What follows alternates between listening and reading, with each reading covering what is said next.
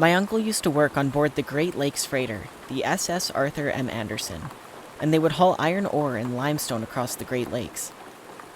One day, at around 7 p.m. in November 2007, they were crossing Lake Superior on their way to Cleveland, Ohio, when they started receiving distress calls on the radio from an unknown vessel claiming to be the SS Edmund Fitzgerald.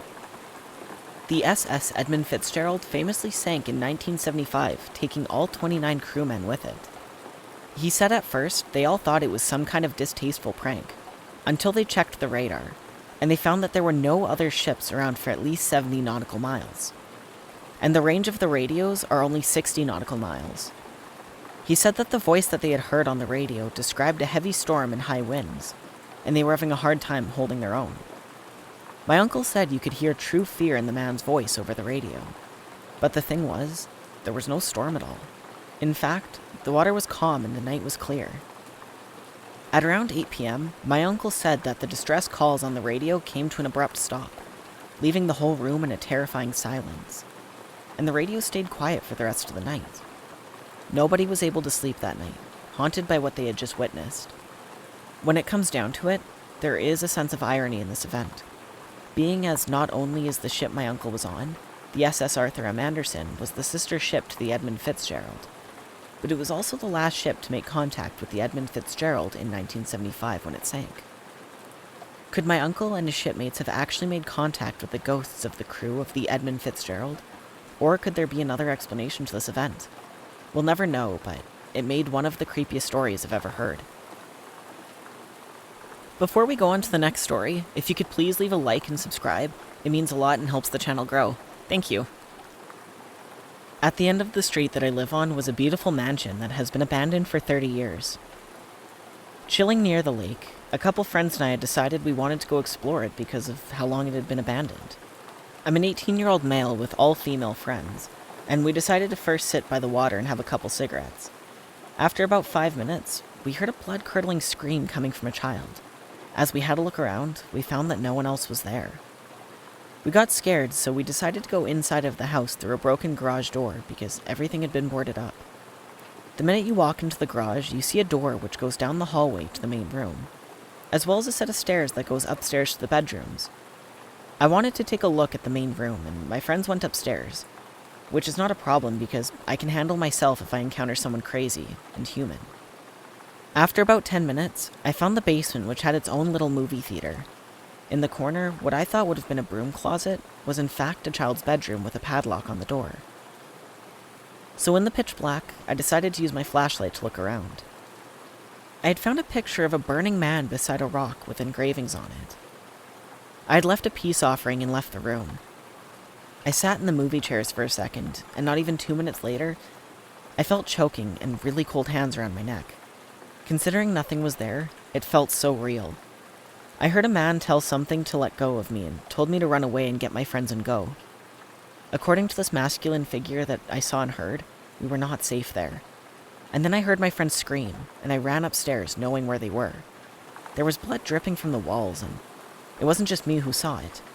This woman had come out of a fireplace in a partially burnt outfit, I would say a 1960s dress. There was open burn wounds on her hands and neck. I grabbed my few friends and we left and sat outside and recouped, but before we had left, my back was burning and my best friend said her leg was feeling wet. We had lifted up my shirt and I had 3 scratch marks down my back, and we rolled up my friend's pant leg and she had a huge gash on her leg as well as 3 claw marks on her arm. To this day, we don't know what happened there, and we have not gone back to find out. In my mid-20s, I worked at a subacute rehab facility. Generally, these places exist to help those who are struggling after an accident or surgery to regain their mobility and quality of life with the help of physical therapy and around-the-clock nursing care. I worked in the dementia unit. These patients were long-term and mostly ended up living the rest of their days here. Although it was called the dementia unit, our patients were those suffering from permanent or long-term brain-related conditions. These included dementia, Alzheimer's, comas, strokes, or other traumatic brain injuries and brain tumors. These are just some of the experiences I had while working there. The first was a disembodied hand. I had just clocked in for the evening and received a report from the day shift nurse. I was standing at the end of the hallway with my back against the wall, reviewing the notes I had taken from the previous nurse.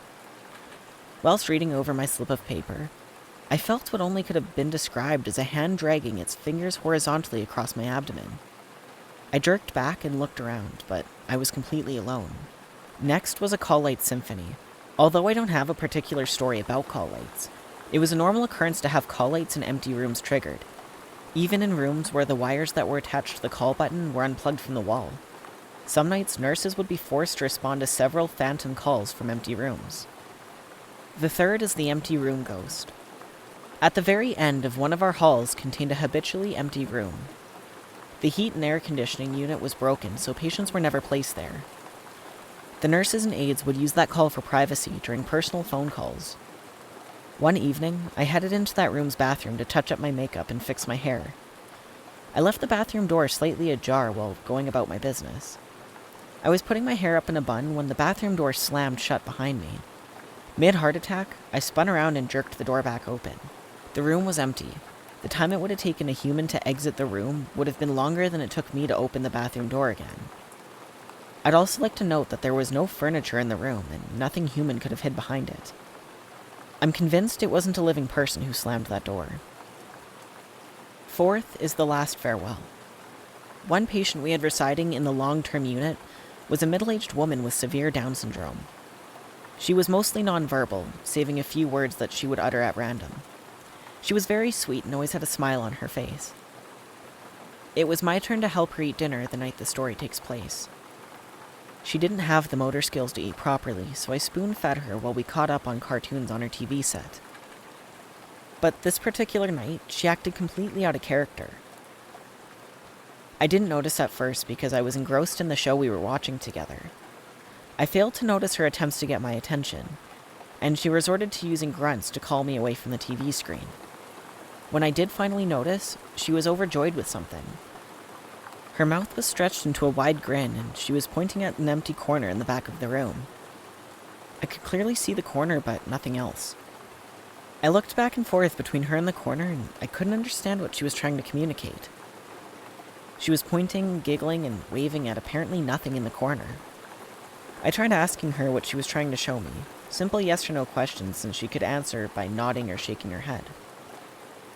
I became a bit uneasy with her actions because I knew she was seeing something I couldn't.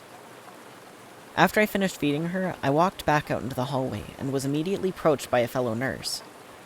My stomach sank while she told me the next-door neighbor of the woman I was just feeding had passed away during the dinner time. The fifth and final one was the window watcher. It's not my story, but it was told to me by a fellow nurse. My friend, let's call her Mary, worked the night shift at the same rehab as I, but this story takes place years before I was hired there. Mary was close to one of her patients, and she went out of her way to make her feel special. The patient was an elderly woman with no living family and was chronically lonely. Let's call the patient Emily. When Mary bonded with Emily, it became a habit of Emily's to wait by her room's window, which faced the employee's parking lot, so when she saw Mary walking up to the building, she would wave. This became a special occasion for Emily, and the two would wave to one another before and after Mary's shift while she traveled to and from the employee's parking lot.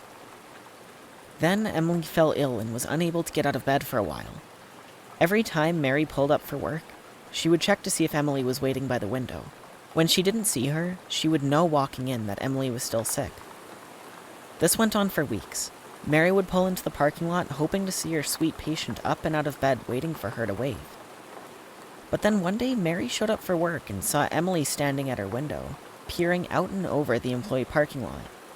Mary was thrilled and hopped out of her car and gave Emily a gleeful wave. But Emily stood motionless and did not react to Mary's greeting. Puzzled, Mary headed into the building and found out Emily had passed away earlier that day.